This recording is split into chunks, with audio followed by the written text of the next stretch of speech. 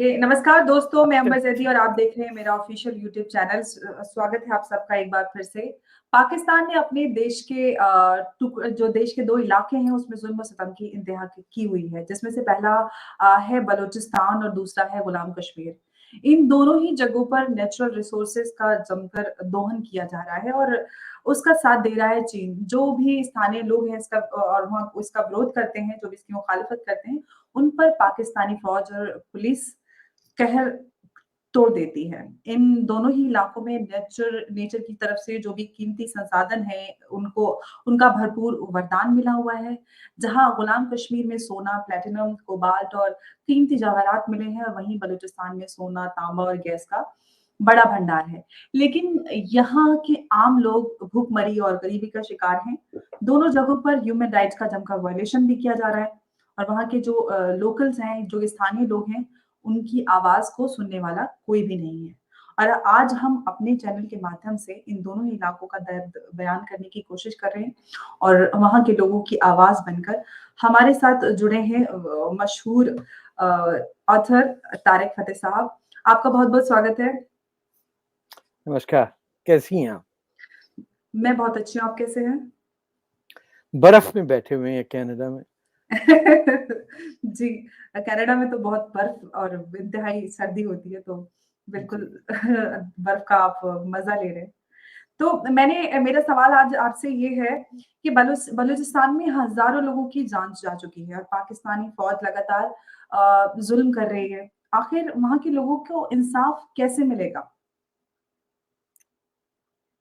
देखिए बलूचिस्तान सबसे पहले मैं क्लैरिफ़ाई कर दूँ, पार्टीशन से 3 दिन पहले बलूचिस्तान को आज़ादी मिली थी अगस्त की 11 तारीख को। ये अलग मुल्क था और जब जी। पार्टीशन हुआ तो ये इसकी एम्बेसी कराची में थी, जो पाकिस्तान का इसे दारुल खिलाफ़ा कहते हैं। एक तो उस जी। लफ्ज़ से भी मुझे मैं एग्री नहीं करता हूँ, लेकिन उर्दू ज़बान में उसके अलावा कोई उसका दारुल हुकूमत कह दें, समझें, कैपिटल। वहाँ हुँ। इनकी हुकूमत थी। मार्च 1948 तक ये आज़ाद मुल्क रहा और जी। जब जम्मू कश्मीर में पाकिस्तानी वो जो घुसपैठिए थे, लुटेरे थे, जिन उस ज़माने के तालिबान हुँ। थे, जब उनकी जी। पिटाई-विटाई हो गई, वो वापस आ गए, तो फिर पाकिस्तानी फ़ौज को ये सारा जो मोबिलाइज़ेशन था, वो उन्होंने हुँ। डायरेक्ट नीचे किया। और उसमें हिंदुस्तान का भी कसूर है कि जब बलूचिस्तान कलात स्टेट हिंदुस्तान हुँ। के साथ जुड़ना चाहता था, तो हुँ। आप ही के जो सियासतदान हैं, मौलाना आज़ाद वग़ैरह, जो अपने आप को बहुत हुँ। सिविलाइज़्ड उर्दू स्पीकिंग हुँ। मुसलमान समझते हैं, उन्होंने हुँ। ये बात लीक कर दी पाकिस्तानियों को कि अपने अब्दुल समद अचकज़ई, जो मेंबर ऑफ पार्लियामेंट थे वहाँ के और कांग्रेस के हुँ। मेंबर थे, कि वो ये जी। कह रहे हैं और गवर्नमेंट की तरफ से पीटीआई ने डिनायल इश्यू किया कि हम नहीं मिले इनसे। उससे पाकिस्तान की जो हुकूमत थी, आपके वहीं के लोग ही ने आके पाकिस्तान पे कब्जा किया था, यूपी, बिहार वगैरह से। कराची में जी। उनको अलर्ट किया और हुँ। पाकिस्तान फौज ने फिर हमला किया और कब्जा किया मार्च 1948 में हुँ। बलूचिस्तान का। इसमें ये जी। भी एक बड़ी इंटरेस्टिंग बात है कि गवादर, इस हुँ। पे आजकल पोर्ट पे चाइना का कब्जा, नेवल बेस है। जी। ये जी। सल्तनत ऑफ ओमान का की ज़मीन थी, जो उन्होंने हिंदुस्तान को बेचने की बात की, तो हिंदुस्तान की उस वक़्त की हुकूमत ने उनको इनकार कर दिया कि कहाँ ये बंजर इलाका किसके पास चाहिए, हमें नहीं चाहिए। तब हुँ। पाकिस्तान ने ओमान की सल्तनत, जहाँ ये मस्कत वग़ैरह जो है, उनसे ये मेरा ख़्याल है $1.5-2 लाख के अंदर खरीद लिया शहर, या मिलियन हुँ। होंगे, 10 लाख होंगे, कुछ ऐसा ही हुँ। बेकार सी कीमत में। एंड आज जी। वही चाइना का नेवल बेस बना, जो गल्फ ऑफ हुँ। ओमान और पर्शियन गल्फ के बिल्कुल मुँह पे है। और पूरा हुँ। जो कोस्ट है, बलूचिस्तान जी। से लेके सिंध तक, जो कच्छ तक आती है हिंदुस्तान का, हुँ। उस पे हुँ। चाइना का अनऑफिशियल कंट्रोल है। हुँ। और वहाँ की जो लोग हैं, जो मछेरे थे या हाँ, बहुत ही गवादर में तो ये था कि पानी जो था एज़ अ करेंसी बिकता था। इतनी वहाँ गुर्बत थी और पीने का जी, पानी नहीं मिलता था। लोग बहुत ही परेशान ज़िंदगी गुज़ार रहे, गुर्बत की इंतहा थी। वो पकड़ जी, के उन्होंने पाकिस्तान की अपनी जो रूलिंग क्लास है, जो वहाँ हाँ, पंजाबी और जो उर्दू बोलने वाले माशाअल्लाह जो आपकी मुल्क से हमारे यहाँ आके हम पे सवार हुए, लियाकत अली खान और उनके लोग, उन्होंने कब्जा करके बैठा हुए हैं। और वहाँ जो ज़खायर थे, सुई गैस फॉर एग्ज़ाम्पल 1953 में वहाँ हाँ, गैस निकली जिससे पूरा पाकिस्तान मेरा ख़्याल अभी तक सुई गैस जो है सो कहते ही हम सुई गैस हैं। सुई तो एक शहर जी, था हाँ, बुगटी इलाके के अंदर जी, बुगटी कबाइल जहाँ है, जहाँ हाँ, हिंदू और सिख भी रहते हैं उस एरिया में, वहाँ की जी, गैस से पूरा मुल्क चला। लेकिन हाँ, बलोच जो थे उनको उनके पास कुछ भी नहीं गया, उसका ना उसका पैसा गया और ना ही उनको वो नसीब हुआ। वो अपने वही किसी किस्म की जंगलों से लकड़ी पकड़-पकड़ के जमा कर के अपने टेंटों में आग लगा के रहते। उनको बिल्कुल इंसानों की तरह किसी ने ट्रीट नहीं किया। इस तरह किया जिस तरह के घर के नौकर होते हैं। यार ये क्या जी, आपको अबुल कलाम आज़ाद की तकरीर का मैं हवाला दूँ, कि उन्होंने दिल्ली में जी, मुसलमानों से कहा था, "कहाँ जा रहे हो तुम?" हाँ, उनका भी वही एटीट्यूड था कि ये क्या गँवार लोग, सिंधी, बलोच, पठान, पंजाबी, ये अनसिविलाइज़्ड मुसलमान कहाँ जा रहे हो? तुम तो उर्दू बोलने वाले लोग हो, हाई कल्चरल उस पे हो। तो उनकी नज़र में ये वीरान सा इलाका था और इसको लूटना ऐसा ही है कि किसी आपके घर के नौकर के पास सोने की अंगूठी हो तो आप पूछते हैं, ये कहाँ से आई भाई? कल तक तो नहीं थी तेरे पास। पिटाई कर दो, ज़रा कमरे में बंद कर दो इसको, पुलिस वाले के पास भी नहीं भेजते। एनीवे वो हशर हुआ। जी, जी, 1948 में जंग-ए-आज़ादी हुई, फिर हाँ, 1956 में हुई जिसमें वहाँ की रॉयल फैमिली को कुरान पे कसम दिलवा के सीज़फायर करवाया और फिर पकड़ के हैंग करवा दिया, नौरोज़ खान वगैरह को। 62 में जी, हुई एक और जंग 72 में जिसके अंदर एक बहुत ही मशहूर कैरेक्टर जनरल श्रॉफ कहते थे उसे, शेरू मरी, जी, जिनके हाँ, साहबज़ादे मॉस्को में पढ़े लिखे। जी, फिर 72 में जंग हुई। ढाका के हाँ, गिरने के बाद, पाकिस्तान जंग हारने के बाद आपकी मैडम प्राइम हाँ, मिनिस्टर इंदिरा गांधी ने पाकिस्तान की पूरी फ़ौज उन पे हवाले कर दी और वो 90,000 फ़ौज जो प्रिज़नर ऑफ वॉर थी उसको पकड़ के भुट्टो साहब ने बलूचिस्तान में भेज के वहाँ की इलेक्टेड हुकूमत को गिरा दिया। सरदार ओके, अताउल्लाह खान मेंगल की उनके बेटे आज भी जी, Akhtar Mengal is a prominent politician. वहाँ तख्ता हाँ, उल्टा गया, फिर सिविल वॉर हुई अंदर हाँ, एंड ये 78 में जब भुट्टो साहब को टाँगा गया फ़ौज ने तो ज़िद में आके उन्होंने फिर ये सारे बलोच पॉलिटिशियंस को और पश्तूनों को, वली खान, जुल्फ़ार खान, बादशाह खान के जी, बेटे हैं, उन सबको जी, रिहा किया। तो जी, पाकिस्तान के बनने से आज तक जो पाकिस्तान की रूलिंग क्लास है, जिसने अपने दुश्मन हिंदुस्तान की ज़बान को अपना नेशनल एंथम बनाया। आप समझिए जी, ये दो कौमी नज़रिया कैसा है कि जी, जो पंजाबी या सिंधी या बांग्ला बोलने वाले लोगों की ज़बान नहीं एक्सेप्ट की उन्होंने। उन्हें कहा प्योर ज़बान तो वहीं से आती है और वो मैंने देखा हिंदुस्तान में आज भी 2-4 आदमी सड़क पे उर्दू बात करें तो बाकी लोग सुनते हैं कि ये इतने पढ़े लिखे लोग कहाँ से आ गए। और शेर इसीलिए शेर शायरी होती है आपकी अक्सर तकरीरों में, क्योंकि बात करने की जी, होती नहीं है तो वो शेर सुना देते हैं। तो जी, इन लोगों पे, सिंधियों पे आपके हिंदुस्तान के नेशनल एंथम में लेकिन किसी को हिंदुस्तान में पता ही नहीं सिंध है कहाँ।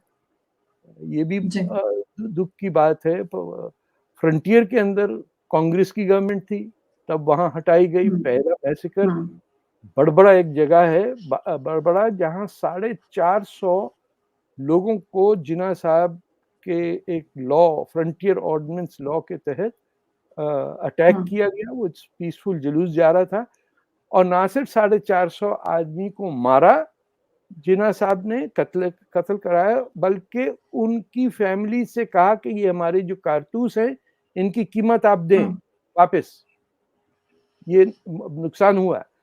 तो पाकिस्तान की रूलिंग क्लास ने कभी ना बंगालियों को एक्सेप्ट किया था, उसका 25 साल के अंदर खात्मा हो गया, जबकि पाकिस्तान की मेन डिमांड बंगाल से थी। बांग्लादेश ही में हुसैन शहीद सरवर्दी चीफ मिनिस्टर थे और ये पंजाब सिंध में कहीं पाकिस्तान मूवमेंट नहीं थी। वो छोड़ के चले गए। पाकिस्तान की मेजॉरिटी ने कहा हमको नहीं चाहिए ये नापाक नाम, और वो बांग्लादेश बन गए। ये आज तक देखिए कि अफगानिस्तान को तंग कर रहे हैं बैठ के, क्योंकि it is a landlocked country, उस पे जुल्म कर रहे हैं। वहां तालिबान ला के रख दिया है, बलूचिस्तान के अंदर अलग मारपीट है, और जहां तक पाकिस्तान ऑक्यूपाइड कश्मीर का है उसकी तो आप कहानी पढ़ के चौंक जाते हैं कि खैर वो तो बहुत छोटा सा हिस्सा है। एक शख्स पूरे पाकिस्तान की ऑक्यूपाइड कश्मीर में कश्मीरी जबान नहीं बोल सकता। जी, तो मेरा आपसे सवाल पता है यही था कि पाकिस्तान जो पीओके है उसका हाल भी काफ़ी हद तक बलूचिस्तान जैसा ही है। वहाँ के जो लोकल लोग हैं उन्होंने कई बार भारत में मिलने की डिमांड भी की, क्योंकि वो जो हमारा भारतीय कश्मीर है उसको देखते हुए, उनकी तरक्की देखते हुए वो ये डिमांड करते हैं कि हम भारत में मिल जाएँ, लेकिन जो पाकिस्तान फ़ौज है उस आवाज़ को दबा देती है। और आपने तो जो पीओके है या गुलाम कश्मीर हम उसको कहते हैं उसकी हकीकत से वाकिफ़ हैं। तो वहाँ का आप फ्यूचर या भविष्य की आप बात करें तो क्या है पीओके के भविष्य आपके हिसाब से? अब तो पानी देखिए सर के ऊपर से गुजर गया। अब पीओके नहीं है, अब चाइनीज ऑक्यूपाइड कश्मीर कहलाता है ये। पाकिस्तान की क्या औकात है कि वो कश्मीर पर देखिए, पीओके तो छोटी सी जगह है। जो गिलगित बल्तिस्तान का इलाका था वो तो एक कैप्टन ब्राउन साहब थे 47 के अंदर, उन्होंने कहा यार मैं अकेला रह गया हूँ भाई, इसका कुछ करो। तो पेशावर में एक ब्रिटिश ब्रिगेडियर था, उसके हवाले पूरा गिलगित बल्तिस्तान चाबी लेके वो भाग गए। पाकिस्तान को पता नहीं था कि गिलगित बल्तिस्तान उनके वो आ गया। अंग्रेज ने इनके हवाले किया था, क्योंकि रूस सेकेंड वर्ल्ड वॉर के बाद रूस की फौज बिल्कुल नॉर्थ में वक्खन पेनिनसुला जिसे कहते हैं वहां पे 1.5-2 लाख रेड आर्मी की फौज थी रूस की, और आपके बलूचिस्तान में भी काफी हद तक लेफ्ट का सीपीआई का वो जोर था। जो उनकी कमेटी के मेंबर थे, उस खौफ में ये गिलगित बल्तिस्तान दे दिया गया पाकिस्तान को बगैर पाकिस्तान के डिमांड के, और उसी के थ्रू फिर वहां से ये सारे जो उस जमाने के तालिबान थे, जिसे आज हम तालिबान कहते हैं, वहीं से आए थे इस्लाम की जंग लड़ने। और श्रीनगर में उन्होंने लूट मार और औरतों के साथ जिना करने में और बर्बादी करने में, वो किताब है उनकी, जनरल जो पाकिस्तानी जनरल थे वो यहीं कहीं पड़ी हुई है। वो आजकल मिलेगी नहीं आपको कहीं, क्योंकि वो 1970 में उन्होंने छापी, जब पाकिस्तान का जरा गड़बड़ चल रहा था तो मौका मिल गया। बट वहां पे भी यही हुआ। आपको किसी कौम को तबाह करना होता है, उसकी जबान तबाह कर दीजिए। तो पंजाबी पाकिस्तानी जो हैं वो तो वाहिद दुनिया के लोग हैं जिन्होंने अपनी जबान पे छुरी मारी और कहा हम इस काबिल ही नहीं है, हमारी जबान तो इतनी घटिया है कि इसमें बोला ही नहीं जाता। तो आज तक पंजाबी जो ऑफिसर्स हैं पंजाबी में, पंजाब के अंदर पढ़े लिखे लोग आपस में गुफ्तगू पंजाबी में सिर्फ उसी वक्त करते हैं जब उन्हें मजाक वजाक करना हो, या दारू ज्यादा पी ली हो, या बीवी की पिटाई कर रहे हो, या ये सब होता है। It is not considered civilized for an educated person to speak in Punjabi. तो ऐसी कौमों का फिर होता कुछ नहीं है, दे स्प्लिंटर। आप देखिए पाकिस्तान ऑक्यूपाइड कश्मीर में एक शख्स आपको नहीं मिलेगा जो कश्मीरी जबान में बात कर सके। ये कैसे मुमकिन है? लेकिन 70 साल की तबाही के अंदर इनका यही है, इनको चाहिए कि बलोची जबान ना कोई बोले। पश्तो के अगेंस्ट हैं ये, सिंधी को ये कहते हैं इंडियन एजेंट हैं।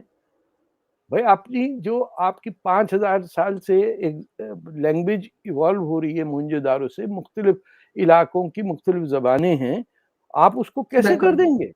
कि तुर्क आए जी, थे हमें बिल्कुल। पिटाई करने दिल्ली में, तो अब उनकी ज़बान हम बोलेंगे। और देखिए हम दोनों उसी में बात कर रहे हैं ना। आप तो फिर भी बिल्कुल। ज़ैदी हैं, बाहर से आई हुई हैं आपका ख़ानदान तो अरबी है, हम तो वो हैं जो कन्वर्ट हुए हुए हैं। लेकिन हमको डेसिमेट करके, हमारी अपनी ज़बानों को तबाह करके, पाकिस्तान में तो किसी को हुँ। जो ख़त होता है, स्क्रिप्ट है, हुँ। उनकी ज़बानों का, हुँ। दे इलिटरेट। आपको जी। एक पंजाबी नहीं मिलेगा जिसको पंजाबी ज़बान में लिखना आता हो। तो अच्छा। बलोचियों तो दूर की बात है। जो शख्स अपने आप से, जो कौम इतनी नफ़रत करे कि हुँ। हर कोई कह रहा है मैं तो तुर्क हूँ और ईरान से हुँ। आया था और तैमूर की औलाद हूँ और ये वो। यानी आपको मैं एक एग्ज़ाम्पल देता हूँ कि लाहौर शहर को सिर्फ़ एक ही शख्स ने आग लगा के तबाह किया, उसका नाम वो अब्दाली। अच्छा? जी। और पाकिस्तान ने क्या उसके बदले में किया? उनको कोई इस बात का नहीं कि उनको लूटा गया, मारा गया। उन्होंने अपने मिसाइल का नाम अब्दाली रखा। तो ऐसे लोगों का कोई फ्यूचर में नहीं होता ना। आप जैसे हिंदुस्तान अपनी जहाज़ का नाम रख दे लॉर्ड वेल्ज़ली, ऐसे तो नहीं हो सकता। ये वो बेगैरत लोग हैं, absolutely. they have honored the people who plundered them। आपके यहाँ भी हैं हमारे इसे टाइप इसे के कहते लोग। हैं आइडेंटिटी क्राइसिस अरे ये से आइडेंटिटी गुज़र रहा है क्राइसिस पाकिस्तान। तो, this is lack of identity. Identity crisis उसका होता है जो कहता है यार भावलपुर का हूँ या लाहौर का हूँ या ये अमृतसर वो का हूँ। समझते हैं ना, ये ये कहते अपने आप हैं को कि मुगलई हम समझते आसमान हैं से ना, टपके हैं अरबों की उसमें। और खजूर में अटके हैं। ना, ये इस बात की फख्र करते हैं कि तुर्क की फौज ने आके हमारी माओं को रेप किया तो हम पैदा जी, हो जी। गए, वरना कोई औरतों की फौज थोड़ी आई थी साथ उनके। तो हुँ। जो भी पैदा हुआ यहाँ, मुसलमान कह रहा हुँ। है he was born in an act of rape and plunder. तो हमें तो मुसलमानों को तो एब्सोल्युटली सबसे जेन्युइन। ज्यादा एंटी वो होना चाहिए, बिल्कुल, अरब या एंटी टर्किश, कि आपको क्या बिल्कुल। पड़ी थी भाई हमारी मुल्क पे हमला करने की। उसके बजाय हुँ। देखिए कि जहाँ इस्लाम हुँ। आया था, जहाँ सबसे पहले कोचिन वगैरह के ट्रेडर, उसको हम लोग जी, ज़्यादा घास-वास नहीं डालते। हम जी, समझते जहाँ पे मुसलमान विज़न पहली मस्जिद हाँ, जहाँ पहली सबसे मस्जिद ज़्यादा जहाँ ज़्यादती जिसने की, वो सबसे अच्छा मुसलमान।